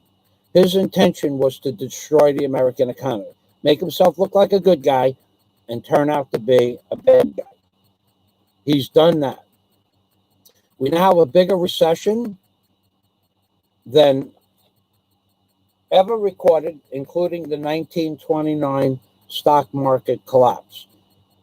We also have, as I posted last week, a $10 billion cruise ship industry, $10 billion in American dollars in American tourism and American supply companies for the cruise ships. He has destroyed $10 billion, a $10 billion industry in just the United States. Worldwide, it probably supersedes $100 billion. I posted all the links to that in my Trump. The name of the video is, quote, Trump destroys $10 billion cruise ship industry. If you haven't seen it, I'm sure you won't watch it, but look at the comments that I posted in the description, in the comments section, and I posted 11 or 12 links how many cruise ships were scrapped early during the year 2020? How many cruise ships stopped doing business? Hundreds. There were hundreds. How many cruise ships are being built for particular owners and would have been available in the year 2021, and they stopped building the boat and gave $1 billion boat back to the builder for failure to pay the building and construction costs that are due? Because Trump is saying that the cruise ship industry might not open up until next June. But when you go to those links, I think I posted a link saying that there's a do's and don'ts of cruise ship ticket purchasing. There's a do's and don'ts. Oh, Jack Thompson is here. Take time out. I'll get back to that do's and don'ts in a minute. All right, Jack, I will do that. And I know that I know that you've been busy, Jack. I understand that. So thank you very much for the message. And I did call you up this morning. I left a message on your voice recorder that in America, it's a little late now, but America has what we call Black Friday. I'm not sure if that's still on, but I heard they had a big Milwaukee tool sale, and just wanted to remind you.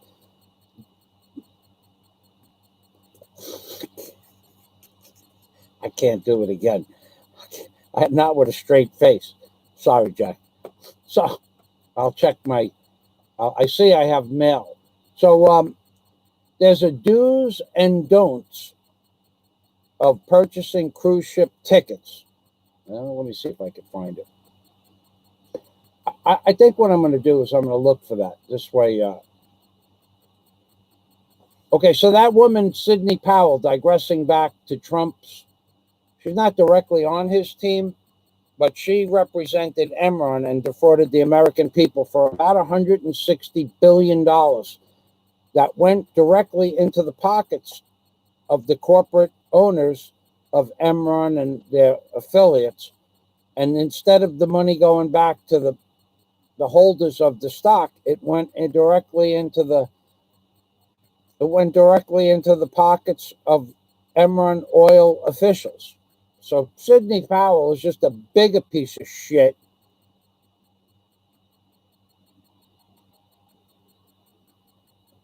Well, I don't know. Giuliani covered up the debts of $2,960 billion in fraudulent. I'm going to put in the search box do's, D-O-S, and don'ts of cruise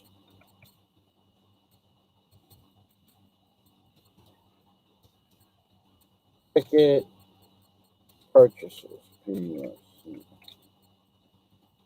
Do's and don'ts of cruise ship ticket purchases. Now, I don't know that that's going to come to the article that I read because it's not the exact title. So let me show that to you. Do's and don'ts of cruise ship ticket purchases. And I should post out.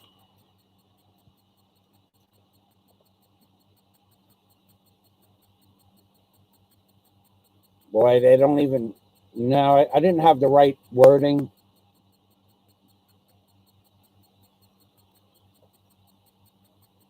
Well, the article that I read was do not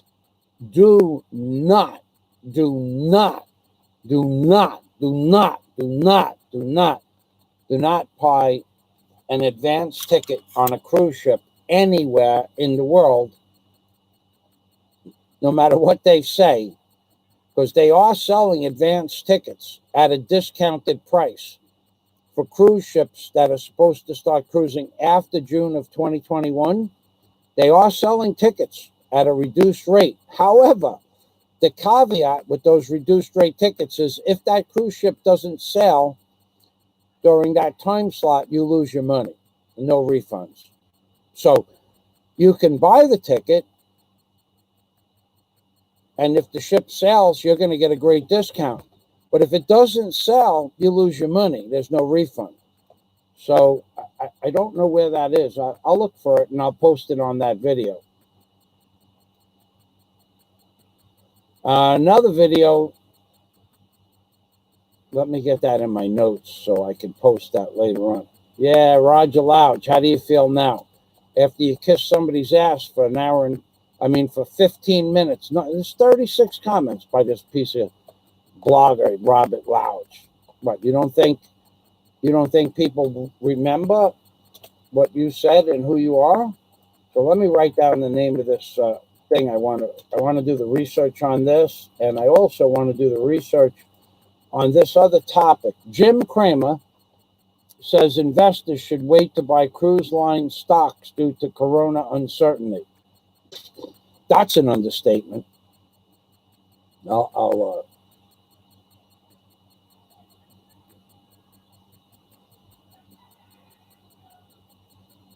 Here we are. Okay, this is it. I found it. Okay, this guy does hundreds of cruise ship videos. Huge cruise ship update. CDC, no to cruise 2021 cancellations. Caribbean ports, Carnival, and latest and more. And it says on the bottom here, in this latest, let's see, are we going to get that? All right, so I'll read. So here we are. This guy does one video after the other of cruise ship updates. He's done so for years. He's got 160,000 subscribers.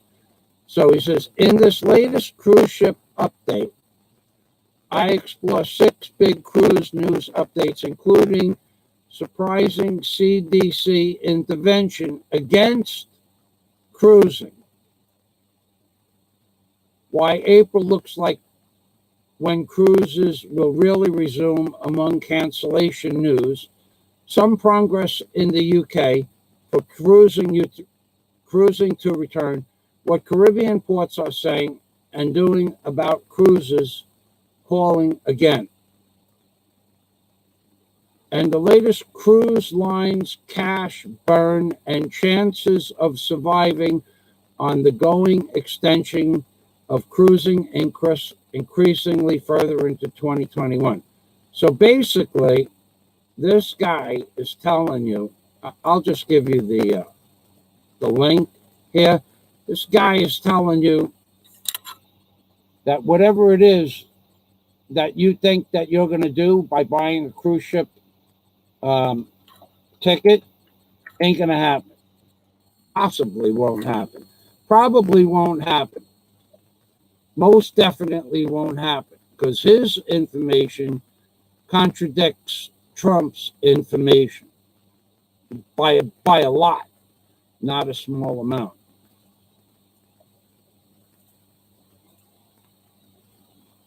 Okay, so we got 141 characters there. So I'll post this. So if anybody now I've never been on a cruise ship. I never was on a cruise ship. I never did that. Even though I lived in South Florida, that's one thing I never did. So let me post this. But there are a lot of my subscribers and friends and family. My mom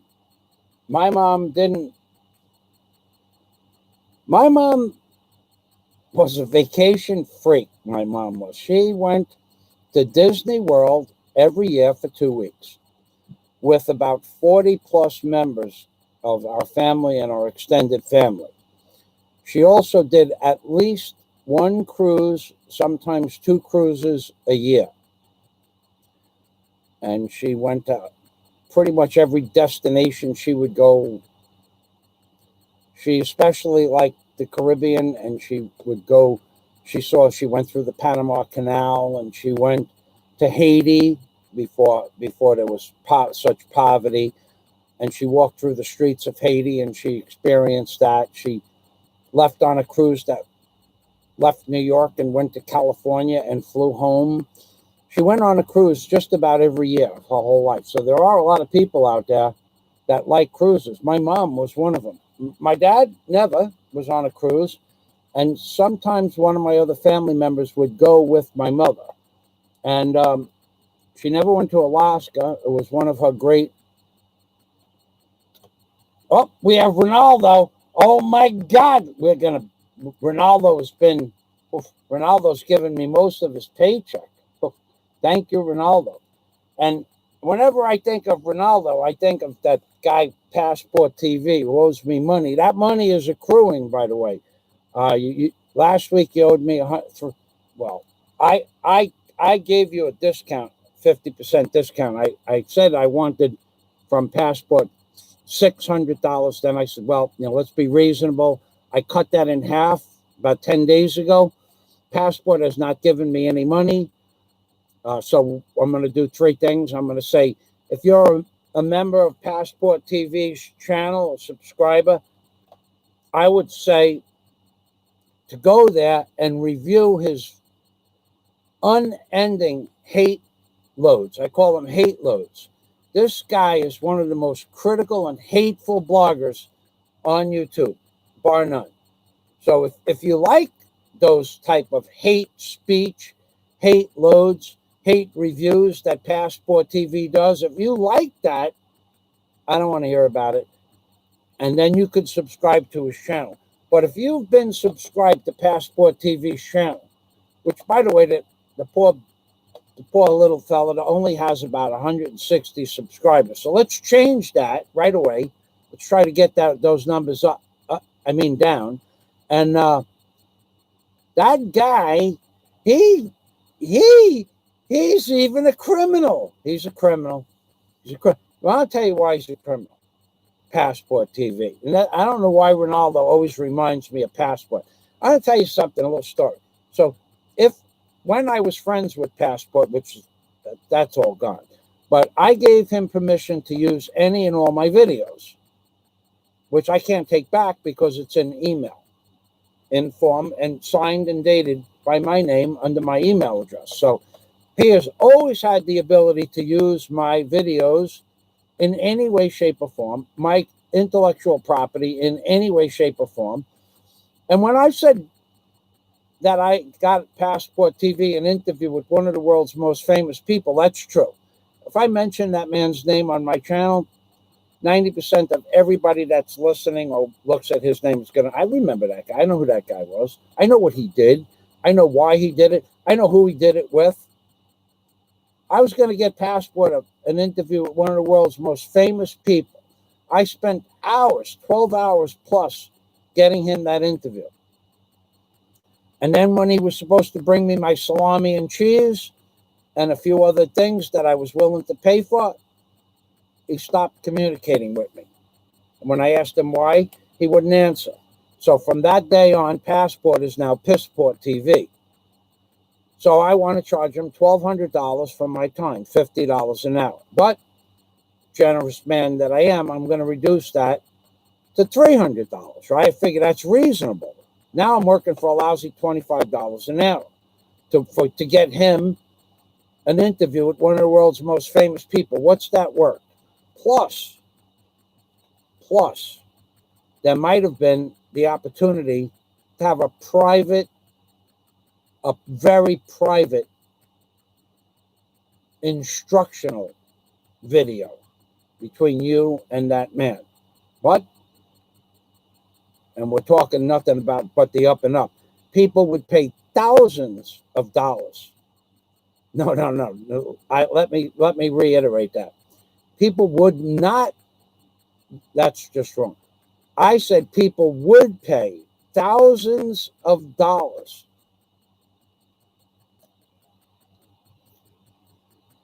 to do what I do for free.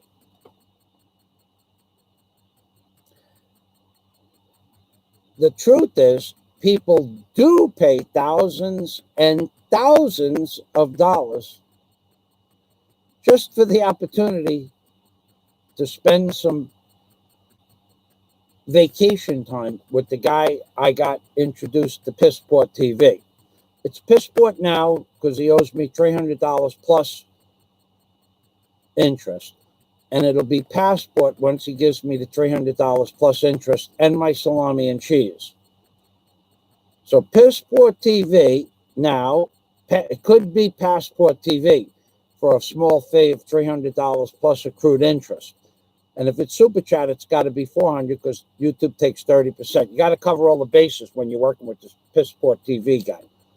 So people literally pay him thousands of dollars to do what I do for free because he's my friend. And I went out of my way to get Pissport TV an interview with this man.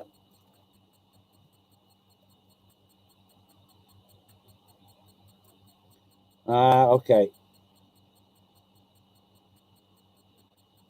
I have Passport, but I'm not that channel.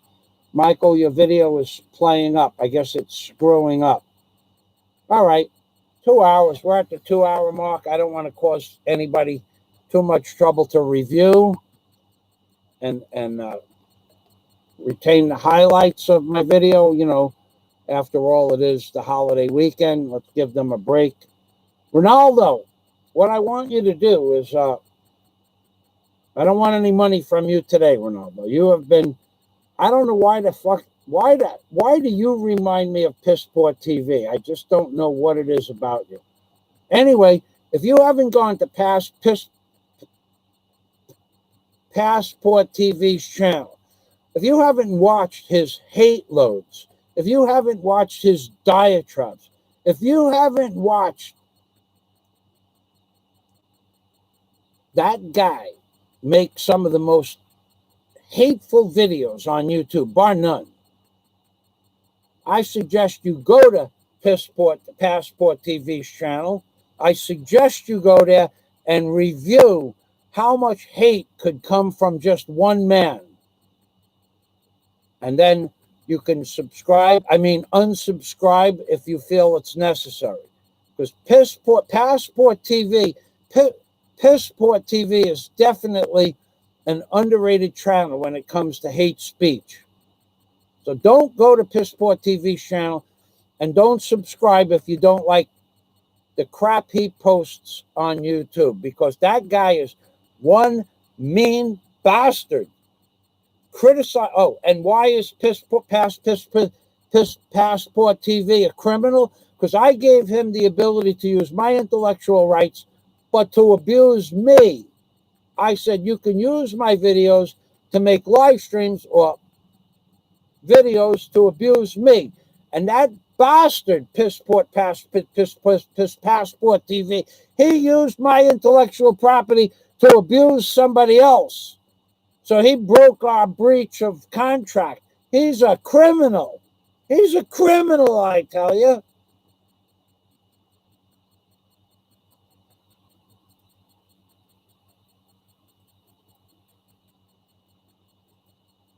Ronaldo, I heard about that lady who came back for a second massage last week. And I would imagine that has something to do with you're a good lover, that you're a lover, a very good lover, and well paid for it. So, and according to your description in the title of your name, which I will not read because some people might get offended, Ronaldo, according to Ronaldo, is a good lover, and it might not be far from the truth if you read the name of Ronaldo. So, Ronaldo, if you have a channel, as a wrench, you're allowed to post the link to your channel if you want to get some subscribers and maybe some more massage money, so you could give me half. That would be okay. The lady has been back 5 more times since her last session with Ronaldo. What's his name? Ronaldo, well-endowed 10-inch pool boy. The woman has come back 5 times for 5 more massages from Ronaldo. That's amazing. God bless Ronaldo. We should bang a pot, but I got to get water. I know it's over 2 hours now. I'll wait.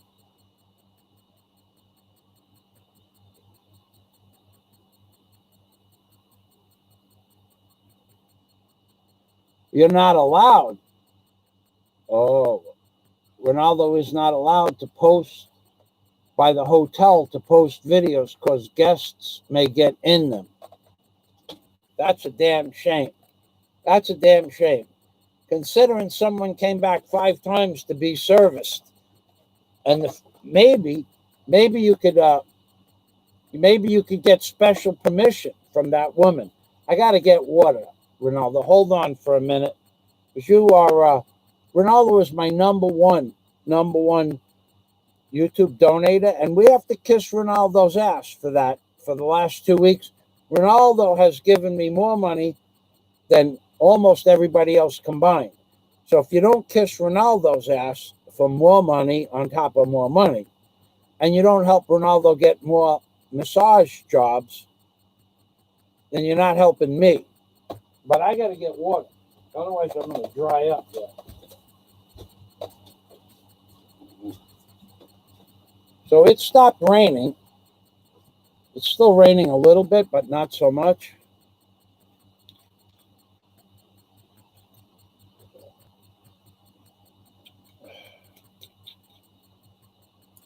All right. So you give the ladies a happy ending. The other used to be the other way around. I also understand that you are part of a church choir in Aruba. You're singing now in Aruba. Is that true? And you're doing Neil Young songs. Is that true, Ronaldo? Someone posted yesterday on somewhere in a comment.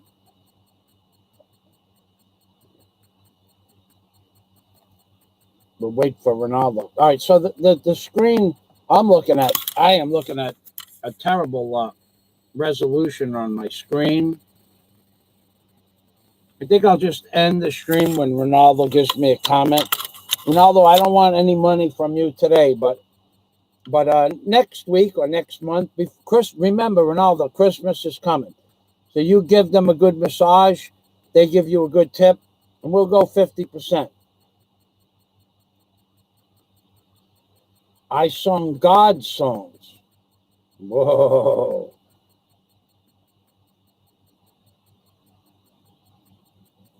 I sung God songs.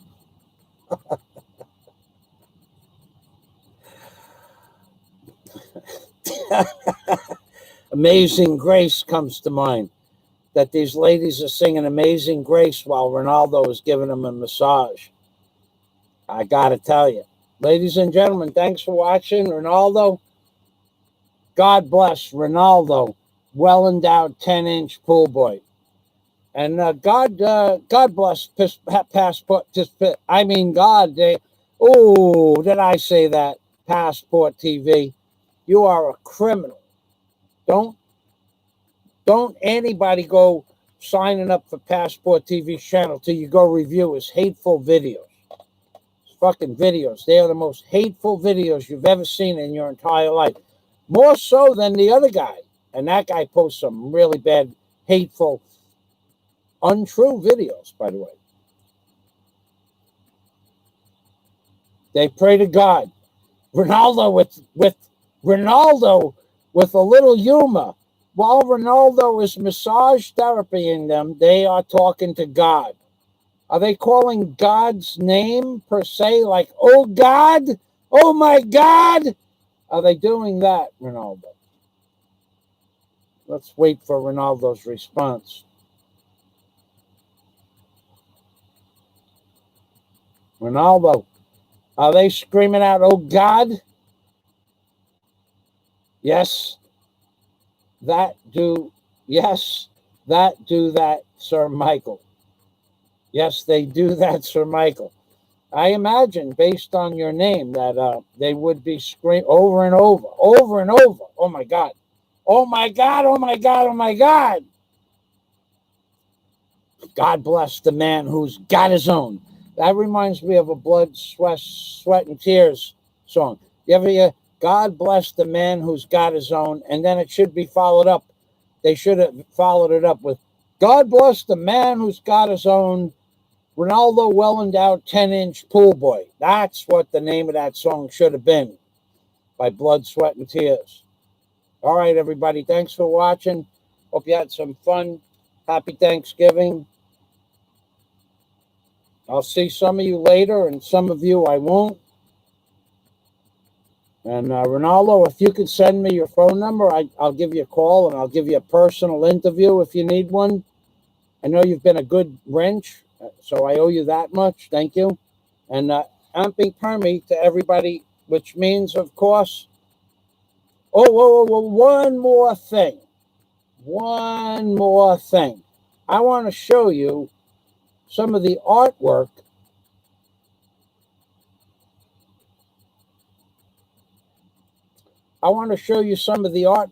in my new favorite Italian restaurant called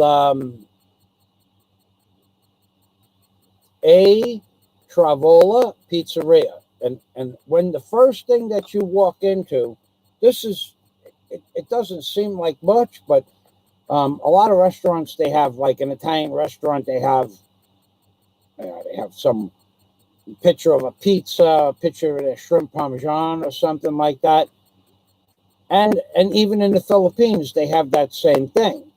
But this restaurant, A Tavola, has a picture by a local Philippines artist. It's probably on the back of the picture. I didn't look. But it's an amazing picture of a bull, a bullock with the horns, and it has like a chef's hat on it, and it says A Tavola.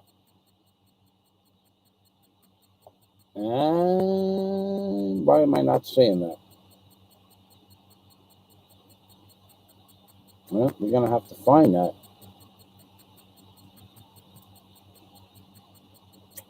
Here it is right here. It's in a different file.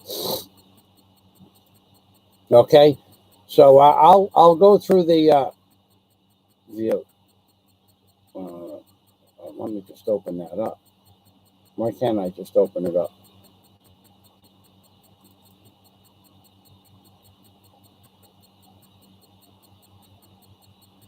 All right.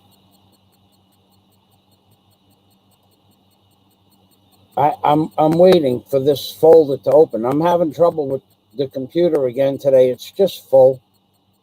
So I want to show you one of the. It's an amazing picture by a Philippines artist, and it's right as you walk in to A Tavola Pizza on the right-hand side. It's a beautiful piece when you look at it. It's very simple. It's a lot of bright colors, but what a great picture. Let me see if I get, I'm still having, it's loading, so just hold on a minute. Yeah, this is, I mean, it's a bullock with a pizza chef's hat on, and it says A Tavola in the hat. Preview. Okay, here we go. Took all that time to load. Well, I have a lot of pictures. All right, so let's go back. So here's one of the pictures I took. And this is the detail of the bullock's mouth, and apparently these green things are the parts that they stick in the bull during a bull, like one of those matador things. And here is the picture itself. It's a picture of a bull. I'll just show, and it has right here A Tavola restaurant, and then and here it is. It's got a bridle on it and horns and everything like that. So if you go into the restaurant, look to the right immediately when you walk in. It's right there in front of you. Right there in front of you. Here's another picture. Here's another picture. So, you know what? Those green things might be hay. And now that I'm looking at it, yeah, that might be something he's eating. The other way, it looked like those little barbs they stick in those poor creatures. So if you go there, tell Gigi and the girls I said hello, and that I'll be posting another one of their restaurant reviews after I post the video of how and what not to do, what never to do when making a Philippines blog about local restaurant, a bad review. You're probably not going to be allowed. As Ronaldo, as Louis Pagan Pants knows, probably not going to be allowed back in that restaurant.